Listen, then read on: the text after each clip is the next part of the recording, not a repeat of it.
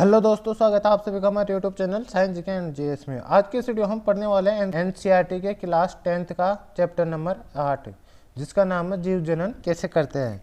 आज की इस वीडियो हम डिस्कस करेंगे पादपों में और मतलब ह्यूमन में, मानव में कि किस प्रकार जीव जनन करते हैं और क्या सिस्टम रहता है उनके रिप्रोडक्टिव सिस्टम, उनके बारे में सभी बारे में जानेंगे। तो शुरू करते हैं आज का वीडियो। और आज के वीडियो में जानते हैं सबसे पहले कि जनन क्या है, जनन क्या प्रक्रिया है। तो शुरू करते हैं आज के वीडियो को। फर्स्ट पॉइंट है जनन। जनन वह प्रक्रिया है जिसके द्वारा सजीव अपने जैसे नए जीव उत्पन्न करते हैं। यह पृथ्वी पर जीवन की निरंतरता को बनाए रखने के लिए आवश्यक है। इसके बाद नेक्स्ट पॉइंट है कोशिका के केंद्र में पाए जाने वाले गुणसूत्रों के डीएनए की फुल फॉर्म रहती है डीऑक्सी राइबो न्यूक्लिक अम्ल के अणुओं में आनुवंशिक गुण होते हैं। कोशिका केंद्र पाए जाने वाले गुणसूत्रों में डीएनए होता है के अणुओं में आनुवंशिक गुण होते हैं। इसके बाद नेक्स्ट पॉइंट देख लेते हैं डीएनए प्रतिकृति बनाता है तथा नई कोशिकाएं बनाता है। इससे कोशिकाओं में विभिन्नता उत्पन्न होती है। ये कोशिकाएं एक समान है परंतु समरूप नहीं है। इसके बाद देख लेते हैं विभिन्नता का महत्व। लंबे समय तक प्रजाति की उत्तर जीवता बनाए रखने में उपयोगी जैव विकास का आधार। इसके बाद देख लेते हैं प्रजनन के प्रकार। अलैंगिक जनन और लैंगिक जनन। प्रजनन दो प्रकार का रहता है, जिसमें फर्स्ट रहता है अलैंगिक जनन और दूसरा है लैंगिक जनन। इसके बाद देख लेते हैं अलैंगिक जनन क्या होता है। एकल जीव नए जीव उत्पन्न करता है, उसे वो अलैंगिक जनन रहता है। युग्मक का निर्माण नहीं होता है। नया जीव पैतृ जीव के समान समरूप होता है। सतत गुणन के लिए यह एक बहुत ही उपयोगी माध्यम है। इसका नेक्स्ट पॉइंट है यह निम्न वर्ग के जीवों में अधिक पाया जाता है। इसके बाद अब देख लेते हैं लैंगिक प्रजनन। लैंगिक प्रजनन के पॉइंट है दो एकल जीव नर एवं मादा, एक नर व एक मादा मिलकर नया जीव उत्पन्न करते हैं। नर युग्मक व मादा युग्मक बनते हैं। इसके बाद नेक्स्ट पॉइंट है इसमें नया जीव आनुवंशिक रूप से पैतृ जीवों के समान होता है परंतु समरूप नहीं। इस बार नेक्स्ट पॉइंट है प्रजाति में विभिन्नता उत्पन्न करने में सहायक होता है। उच्च वर्ग के जीवों में यह पाया जाता है। इसके बाद देख लेते हैं अलैंगिक प्रजनन की विधियाँ, किस किस विधि से अलैंगिक जनन होता है। इसके बाद ये अब तो इसका फर्स्ट पॉइंट है विखंडन प्रक्रिया, है ना। ये फर्स्ट प्रक्रिया है विखंडन। इस प्रक्रिया में एक कोशिका दो या दो से अधिक कोशिकाओं में विभाजित हो जाती है। इसके बाद आता है द्विखंडन, मतलब विखंडन का पार्ट है ये द्विखंडन। जीव दो कोशिकाओं में विभाजित हो जाता है। इसका एग्जाम्पल है अमीबा। अमीबा में मल विखंडन के द्वारा प्रजनन होता है और प्रजनन में भी द्विखंडन होता है अमीबा के अंदर। यह देख सकते हो, ये डायग्राम है अमीबा का किस प्रकार विखंडन हो रहा है। यह एक अमीबा है, ये इसके फिर थोड़ी शेप बड़ी होती है, उसके बाद इस प्रकार लंबी शेप हो जाती है। इसके बाद इसमें दो मतलब केंद्रक और दो युग्मक बन जाते हैं और फिर इनका दोनों विखंडन हो जाता है और दोनों मतलब समान कोशिकाओं में विभाजित हो जाती है, तो इसे द्विविखंडन कहते हैं। यह अमीबा का एग्जाम्पल है। इससे क्वेश्चन बनता है डायरेक्ट अमीबा किस प्रकार प्रजनन करती है, तो द्विविखंडन प्रक्रिया या विखंडन प्रक्रिया द्वारा प्रजनन करती है अमीबा। इसके बाद देख लेते हैं बहुखंडन। जीव बहुत सारी कोशिकाओं में विभाजित हो जाती है। इसका एग्जाम्पल है प्लेज्मोडियम। इस बात देख लेते हैं। सेकंड पॉइंट है खंडन की प्रक्रिया द्वारा किस में प्रजनन होता है, ये देख लेते हैं। इस प्रजनन विधि में सरल संरचना वाले बहुकोशिकीय जीव विकसित होकर छोटे छोटे टुकड़ों में खंडित हो जाते हैं। ये टुकड़े वर्धिकर नए जीव में विकसित हो जाते हैं। एग्जाम्पल देख लें स्पाइरोगाइरा। ये स्पाइरोगाइरा का एग्जाम्पल है, ये देख लेते हैं। ये डायग्राम दे रखा है, ये स्पाइरोगाइरा का है। ये इस प्रकार का रहता है। फिर इसका मतलब छोटे छोटे टुकड़ों में यह मतलब इस प्रकार विभाजित हो जाता है। ये एक है तो ये दो टुकड़ों में विभाजित हो गया, तो इस प्रकार इसमें विखंडन की प्रक्रिया द्वारा ही प्रजनन होता है। इस बार थर्ड पॉइंट है पुनरुद्भवन या पुनर्जनन। इस प्रक्रिया में किसी कारणवश जब कोई जीव कुछ टुकड़ों में टूट जाता है तब प्रत्येक टुकड़ा एक नए जीव में विकसित हो जाता है। तो इसके एग्जाम्पल कौन से प्लेनेरिया और हाइड्रा। प्लेनेरिया और हाइड्रा में पुनर्भवन यानी पुनर्जनन के द्वारा ही प्रजनन होता है। इसके एग्जाम्पल देख लेते हैं। प्लेनेरिया ये हाइड्रा है। ये हाइड्रा का अगर जितने पार्टों में काट देते हैं ना, तो हर एक टुकड़ा उसका नए जीव का रूप ले लेता है। जैसे ये फुल हाइड्रा है, इसको 3 टुकड़ों में काट दिया गया, तो ये ऊपर वाला सिरा भी नया जीव बन गया। इसके बाद ये भी बीच वाला भी और नीचे वाला भी, ये तीनों। अब इसमें देखो ये सिरा मतलब ये हाइड्रा का रूप ले रहे हैं, ये नए जीव को उत्पन्न हो रहा है। इस बार देख लेते हैं मुकुलन। मुकुलन किस प्रकार मुकुलन के द्वारा किस प्रकार जनन होता है और किस में होता है। मुकुलन इस प्रकार जीव शरीर के एक उबार उत्पन्न होता है, मतलब जीव के शरीर पर एक उबार उत्पन्न हो जाता है जिसे मुकुल कहते हैं। यह मुकुल पहले नन्हे फिर पूर्ण जीव में विकसित हो जाता है तथा जनक से अलग हो जाता है। इसके एग्जाम्पल हाइड्रा, यीस्ट या खमीर। ये हाइड्रा और यीस्ट या यीस्ट में ये इसका प्रजनन होता है मुकुलन के द्वारा। ये एग्जाम्पल देखो, यह हाइड्रा है, इसके ऊपर मतलब ये देखो ये नया जीव उत्पन्न हो गया, यहाँ फिर थोड़ा बड़ा हो गया और फिर यहाँ पे पूर्ण जीव का विकास हो गया और फिर ये यहाँ से अलग हो जाता है, फिर इसका मतलब अलग अलग दो जीव बन जाते हैं। इस प्रकार अब आगे देख लेते हैं 5th नंबर पॉइंट, बीजाणु या समागम।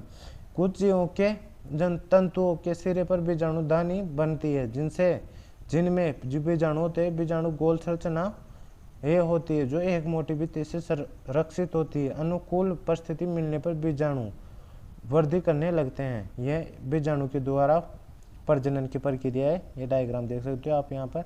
इसके बाद देख लेते हैं कायिक प्रवर्धन द्वारा। कायिक प्रवर्धन कुछ पौधे में नए पौधे का निर्माण उसके कायिक भाग जैसे जड़, तना, पत्तियां आदि से होता है, इसे कायिक प्रवर्धन कहते हैं। अब कायिक परिवर्तन की विधि देख लेते हैं कौन कौन सी है। प्रथम प्राकृतिक विधि, यह किसके द्वारा होता है, मतलब प्राकृतिक विधि में कौन कौन सी प्रक्रिया है। तो फर्स्ट है जड़ द्वारा डेहलिया और शकरकंदी, इन दोनों में जड़ द्वारा मतलब प्रजनन होता है। जैसे अगर अपन शकरकंद की बेल को अगर काट के दूसरी जगह लगाते हैं तो वो जड़ें पकड़ लेती है और नई बेल बन जाती है। डेहलिया में इसी तरह तने द्वारा, जैसे आलू और अदरक हैं तने के एग्जाम्पल है, जिससे मतलब उनका आलू का मतलब पुनः जन्म हो जाता है, ये दूसरे जीवों का निर्माण हो जाता है।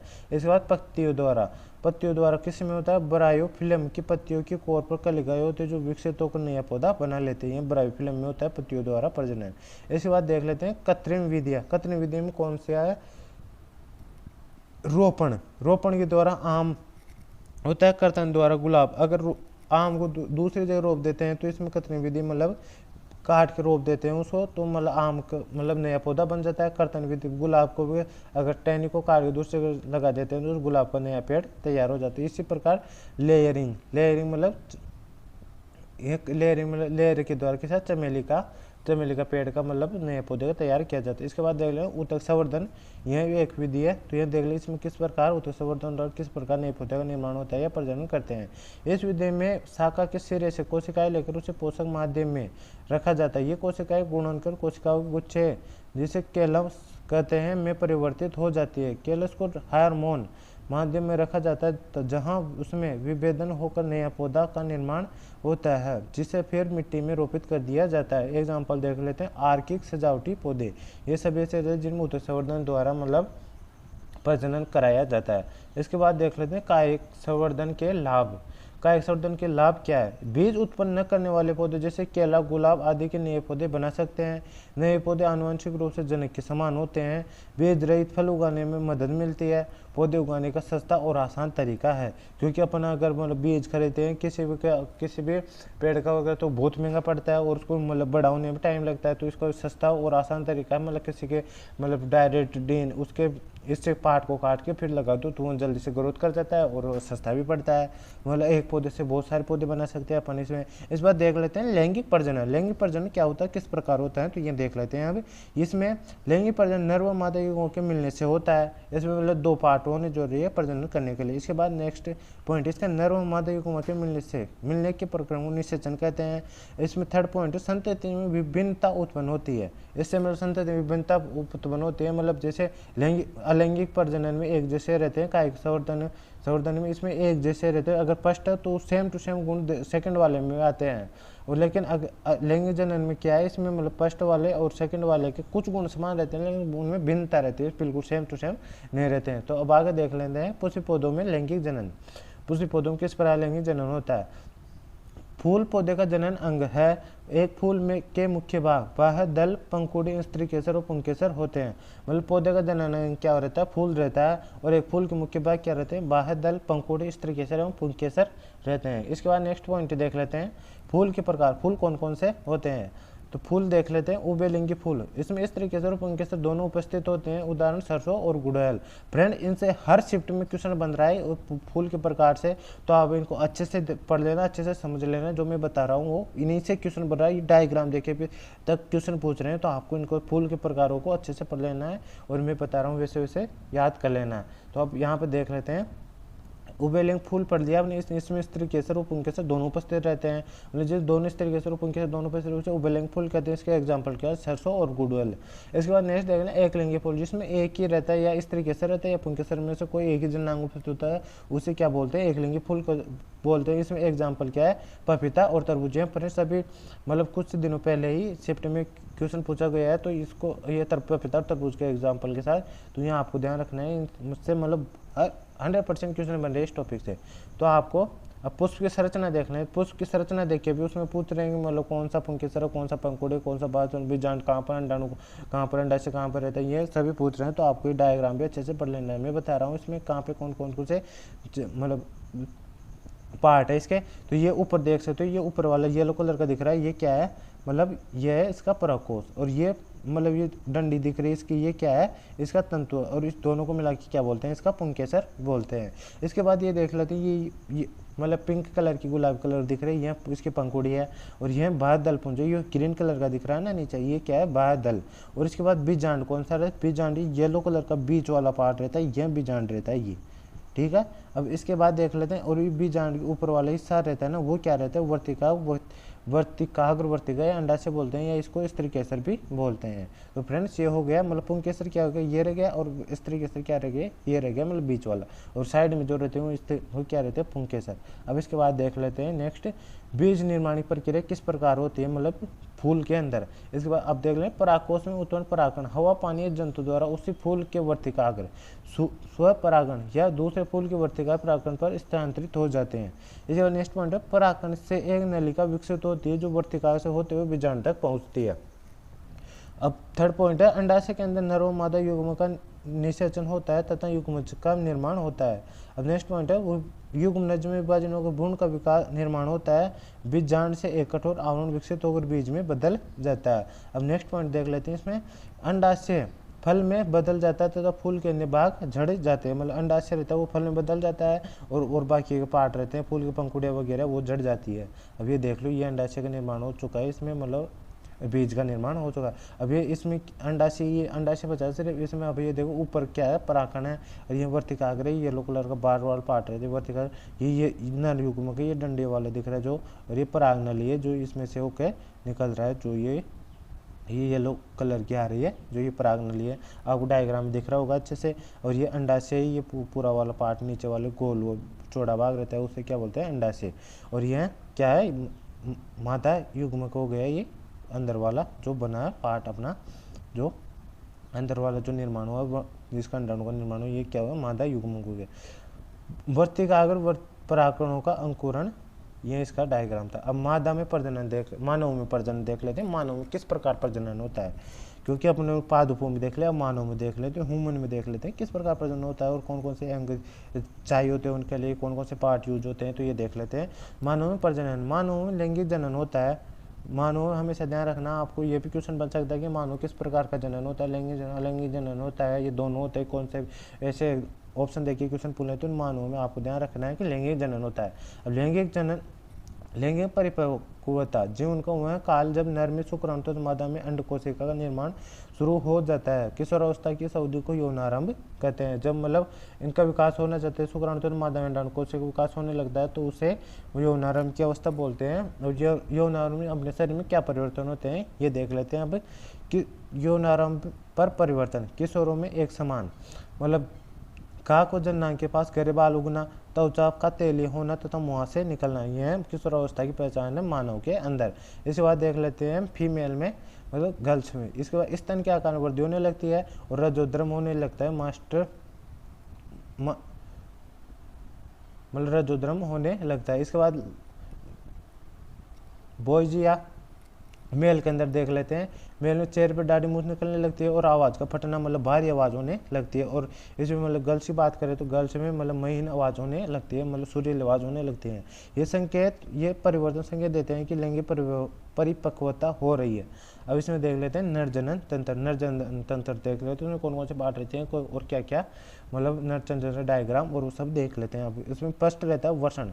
वर्षण रहता है, वर्षण उदर गुहा के बाहर वर्षण कोष में उपस्थित होते हैं। वर्षण कोष तापमान तुलनात्मक रूप से कम होता है जो शुक्राणु बनने के लिए आवश्यक है।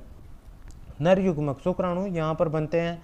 वर्षण ग्रंथि टेस्टोस्टेरोन हार्मोन उत्पन्न करती है। टेस्टोस्टेरोन के कार्य, टेस्टोस्टेरोन हार्मोन के क्या कार्य रहते हैं? शुक्राणु उत्पादन का नियंत्रण करते हैं। लड़कों में यौनारंभ परिवर्तन करते हैं, जैसे दाढ़ी मूंछ का निकलना और जो भी रहते हैं मतलब वो। अब इसमें इसके बाद सेकंड है शुक्रवाहिनी। सेकंड पार्ट रहता है अपने नरजनन तंत्र का, जो देख लेते हैं। ये शुक्राणु को वर्षण से सेचन तक पहुंचाती है। शुक्रवाहिनी क्या रहती है? शुक्राणु को वर्षण से सेचन तक पहुंचाती है। और इसके बाद नेक्स्ट पॉइंट है मूत्रमार्ग। मूत्रमार्ग यह मूत्र और वीर्य दोनों के बाहर जाने का मार्ग है। बाहरी आवरण के साथ इसे सेचन कहते हैं। इसके बाद नेक्स्ट पॉइंट है संबंधित ग्रंथि। और संबंधित ग्रंथियां कौन से रहती हैं ये देख लेते हैं। शुक्राशय ग्रंथि तथा प्रोस्टेट ग्रंथि अपने स्राव शुक्र वाहिनी में डालते हैं। इससे शुक्राणु तरल माध्यम में आ जाता है। यह माध्यम उसे पोषण प्रदान करता है, उसके स्थानांतरण में सहायता करता है। शुक्राणु तथा ग्रंथियों को स्राव मिलकर वीर्य बनते हैं। अब मानव मतलब मेल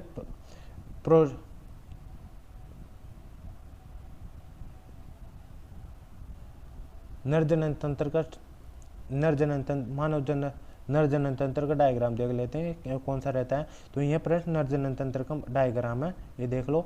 अब इसमें ये क्या है? ये मूत्राशय रहता है और ये मूत्र नलिका ये ऊपर से आके इसमें जुड़े रहते हैं, जिसमें मूत्र एकत्रित होता रहता है। और यह शुक्राशय रहता है इधर, ठीक है। और यहाँ पर प्रोस्टेट ग्रंथि रहती है मूत्राशय के ठीक नीचे।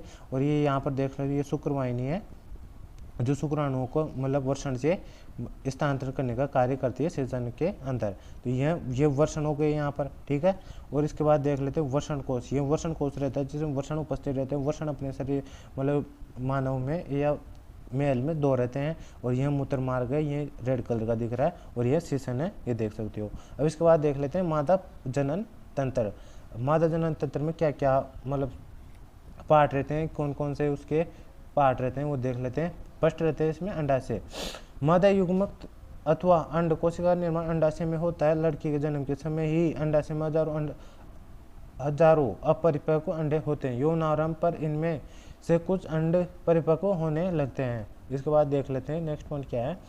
2 में से 1 अंडाशय हर महीने एक परिपक्व अंड उत्पन्न किया जाता है। अंडाशय एस्ट्रोजन और प्रोजेस्टेरोन हार्मोन भी उत्पन्न करता है। इसके बाद नेक्स्ट पार्ट है अंडवाहिनी या फेलोपियन ट्यूब। अंडाशय द्वारा उत्पन्न अंड कोशिका को गर्भाशय तक स्थानांतरण करती है। अंड कोशिका को शुक्राणु का निषेचन यहाँ पर होता है। इसके बाद नेक्स्ट पॉइंट है गर्भाशय।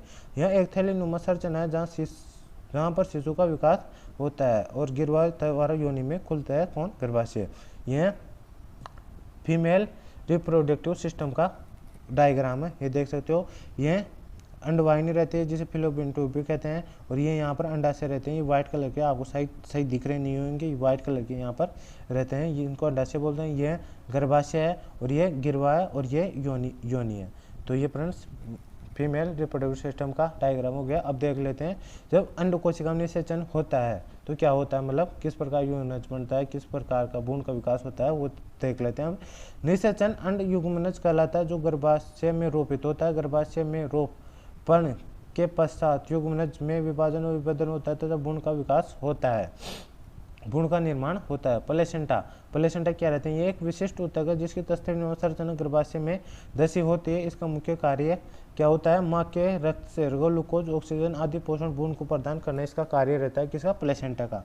और सेकंड कार्य इसका भ्रूण द्वारा उत्पादित अवशिष्ट पदार्थों को निपटान करने का भी कार्य किसका रहता है? प्लेसेंटा। फ्रेंड्स ये दोनों पॉइंट आपको अच्छे से ध्यान रखना है कि माँ के भ्रूण में जो माँ के गर्भ में भ्रूण रहता है उसका मतलब उसको ऑक्सीजन और पोषण कौन प्रदान करता है? प्लेसेंटा कार्य रहता है। और भ्रूण द्वारा जो भी उत्पादित अपशिष्ट पदार्थ है उनका निपटारा भी कौन करता है? प्लेसेंटा ही करता है। इसके बाद नेक्स्ट पॉइंट देख लेते हैं। अंड के निषेचन से लेकर शिशु के जन्म के समय को गर्भकाल कहते हैं। इसकी अवधि लगभग 9 महीने की होती है। इसके बाद नेक्स्ट पॉइंट देख लेते हैं क्या है। जब अंड का निषेचन नहीं होता है, हर महीने गर्भाशय खुद को निषेचित अंड प्राप्त करने के लिए तैयार करता है। गर्भाशय के भित्ति मांसल एवं स्पॉन्ज हो जाती है, यह भ्रूण के विकास के लिए जरूरी है। अब इसके बाद नेक्स्ट पॉइंट देख लेते हैं। यह निषेचन नहीं होता है, यदि निषेचन नहीं होता है तो इस भित्ति की आवश्यकता नहीं रहती है, अतः यह परत धीरे धीरे टूट कर योनि मार्ग से रक्त एवं म्यूकस के रूप में बाहर निकल जाती है जिसे यह चक्र हर एक महीने का समय लेता है तथा इसे ऋतुस्राव या रजोधर्म कहते हैं। जो भी मतलब यह MCQ होता है जिसे मतलब रजोधर्म या ऋतुस्राव भी कहते हैं, जो हर महीने होता है, मतलब 28 डे लगते हैं हर फीमेल के अंदर। 40 से 50 वर्ष की उम्र के बाद अंडाशय से अंड का उत्पन्न होना बंद हो जाता है, फलस्वरूप रजोधर्म बंद हो जाता है, जिसे रजोनिवृत्ति कहते हैं। जनन स्वास्थ्य क्या होता है यह अब देख लेते हैं। जनन स्वास्थ्य का अर्थ है जनन से संबंधित सभी आयाम जैसे शारीरिक, मानसिक, सामाजिक एवं व्यवहारिक रूप से स्वस्थ होना। अब नेक्स्ट पॉइंट है रोगों का लैंगिक संचरण। रोगों का लैंगिक संचरण किस प्रकार होता है, मतलब एक से दूसरे के अंदर STD ऐसे यह क्या रहता है, अनेक रोगों का लैंगिक संचरण भी हो सकता है। जैसे एग्जाम्पल है जीवाणुजनित रोग जैसे गोनेरिया और सिफिलिस, इसके द्वारा लैंगिक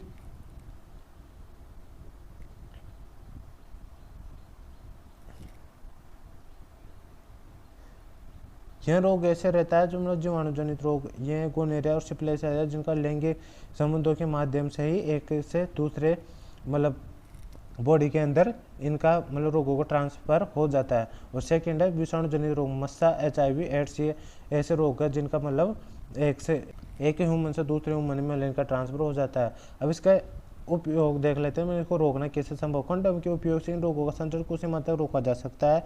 और इसके बाद नेक्स्ट है गर्भधारण को रोकना गर्भरोधन कहलाता है। अब गर्भरोधन के प्रकार देख लेते हैं कौन कौन। इससे भी हर मतलब बहुत ज़्यादा क्वेश्चन बनता है इस टॉपिक से भी, गर्भरोधन से भी। यह भी हर शिफ्ट में लगभग पूछा जा रहा है प्रेजेंट टाइम में। अगर आप एग्जाम दे रहे होंगे या एनालिसिस देख रहे होंगे तो आपको पता होगी कि इस टॉपिक से मतलब हर शिफ्ट में एग्जाम क्वेश्चन पूछा ही जा रहा है।